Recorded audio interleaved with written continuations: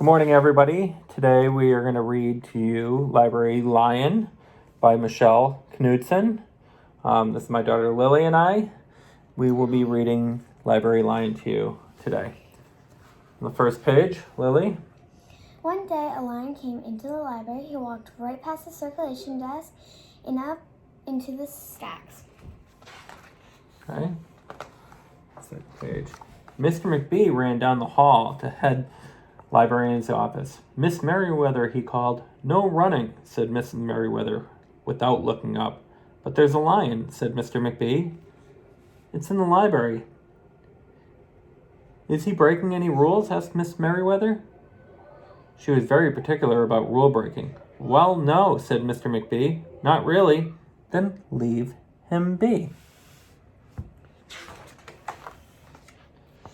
He wandered all around the library. He sniffed the card catalog. He rubbed his head against the new book collection. Then he padded over to the story corner and went to sleep. No one was sure what to do. There weren't any rules about lions in the library. Soon it was time for a story hour. There wasn't any rules about lions or story hour either. The story lady seemed a little nervous, but she read out the first book's titles in a good clear voice. The lion looked up. The story lady kept reading. The lion stayed for the next story, and the story after that, he waited for another story, but the children began to walk away. Story hour is over, a little girl told him. It's time to go. The lion looked at the children. He looked at the story lady. He looked at the closed books. Then he roared very loud. Roar! Miss Merriweather came striding out of her office. Who's making that noise? She demanded. It's the lion, Mr. Mcbee, said Mr. Mcbee. Miss Merriweather marched over to the lion. If you cannot be quiet, you will have to leave, she said in a stern voice. Those are the rules. The lion kept roaring.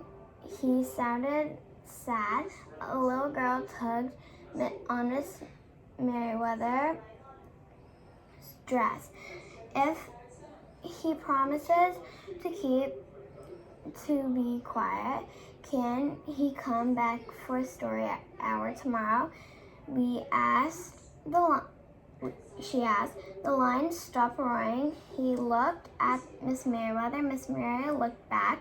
Then she said, yes, a nice quiet lion could certainly be allowed to come back for story hour tomorrow.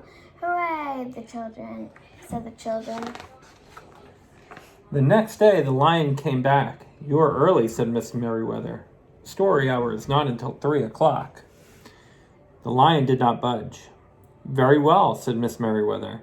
You might as well make yourself useful. She sent him off to dust the encyclopedias off until it was time for story hour. The next day, the lion came early again. This time, Miss Merriweather asked him to lick all the envelopes with the overdue notices. Soon the lion began doing things without being asked. He dusted the encyclopedias. He licked the envelopes. He let small children stand on his back and reach books on the highest shelves. Then he curled up in the story corner to wait for story hour to begin. At first, all the people in the library were nervous about the lion, but soon they got to having him around. In fact, he seemed very well suited for the library. His big feet were quiet on the library floor. He made a comfy backrest for the children at story hour, and he never roared in the library anymore. What a helpful lion, people said. They patted his soft head as he walked by. How did we ever get along without him? Mr. Mcbee scowled when he heard that. They had always gotten along fine before. No lions were needed. Lions, he thought, could not understand rules. They did not belong in the library. One day, after he had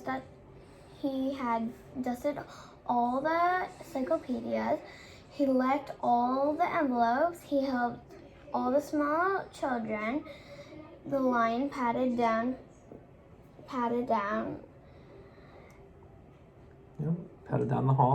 hall to Miss Merriweather's office to see what else there was to do. There was still some time left before story hour. "Hello, Lion, Miss Merriweather," said Miss Merriweather. "I know something you can do. You can bring a book back to the stacks for me. Let me just get it down from the shelf." Miss Merriweather stepped up onto the step stool. The book was just out of reach. Miss Merriweather stood on her toes. She stretched out her fingers. "Almost there," she said, when Miss Merriweather stretched a little too far. "Ouch," said Miss Merriweather softly. She did not get up. "Mr. Mcbee," she called after a minute. "Mr. Mcbee," but Mr. Mcbee was at the circulation desk. He could not hear her calling. "Lion," said Miss Merriweather, "please go and get Mr. Mcbee." The lion ran down the hall. "No running," Miss Merriweather called after him. The lion put his big front paws up onto the circulation desk and looked at Mr. Mcbee. "Go away, Lion," said Mr. Mcbee. "I'm busy." The lion whined. He pointed his nose down the hall toward Miss Merriweather's office. Mr. Mcbee ignored him. Finally, the lion did the only thing he could think of to do. He looked at Mr. Mcbee right in the eye. Then he opened his mouth very wide and he roared the loudest roar he had ever roared in his life. Roar! Oh, look at his glasses fell off. Mr. Mcbee gasped. "You're not being quiet," he said to the lion. "You're breaking the rules." Mr. Mcbee walked down the hall as fast as he could. The lion did not follow him. He had broken the rules. He knew what that meant. He hung his head and walked toward the doors. Mr. Mcbee did not notice. "Miss Merriweather," he called as he walked. "Miss Merriweather, the lion broke the rules. The lion broke the rules." He burst into Miss Merriweather's office. She was not in her chair. "Miss Merriweather," he asked. Sometimes, said Miss Merriweather from the floor behind her desk. "There is a good reason to break the rules, even in the library. Now please go call a doctor. I think I've broken my arm." Mr. Mcbee ran to call a doctor. "No running," Miss Merriweather called out after him. The next day, things were back to normal. Almost. Miss Merriweather's left arm was in a cast. The doctor had told her not to work too hard. "I will have my lion to help me," Miss Merriweather thought. But the lion did not come to the library that morning. At 3 o'clock, Miss Merriweather walked over to the story corner. The story lady was just beginning a new story for the children. The lion was not there.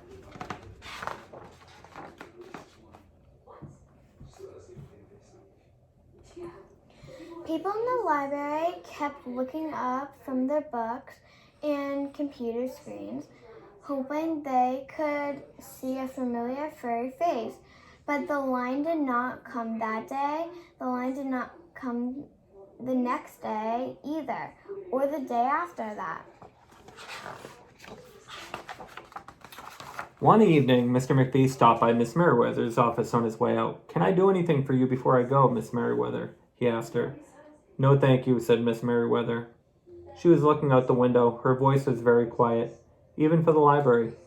Mr. Mcbee frowned as he walked away. He thought there probably was something he could do for Miss Merriweather after all. Mr. Mcbee left the library, but he did not go home. He walked around the neighborhood. He looked under cars. He looked behind bushes.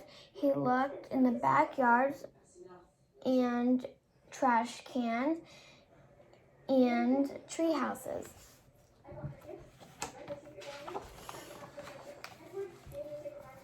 Finally, he circled all the way back to the library. The lion was sitting outside, looking through the glass doors. Hello, lion, said Mr. Mcbee. The lion did not turn around. I thought you might like to know, said Mr. Mcbee, that there's a new rule at the library. No roaring allowed unless you have a very good reason. Say, if you were trying to help a friend who's been hurt, for example. The lion's ears twitched. He turned around, but Mr. Mcbee was already walking away. The next day, Mr. Mcbee walked down the hall to Miss Merriweather's office. What is it, Mr. Mcbee? asked Miss Merriweather in her new, sad, quiet voice. I thought you might like to know, said Mr. Mcbee, that there's a lion in the library. Miss Merriweather jumped up from her chair and ran down the hall. Mr. Mcbee smiled. No running, he called after her. Miss Merriweather didn't listen.